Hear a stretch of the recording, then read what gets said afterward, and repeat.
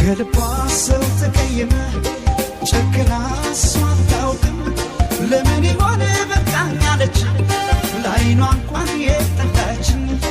ከልቧ ሰው ተቀየመ ጨክና እሷ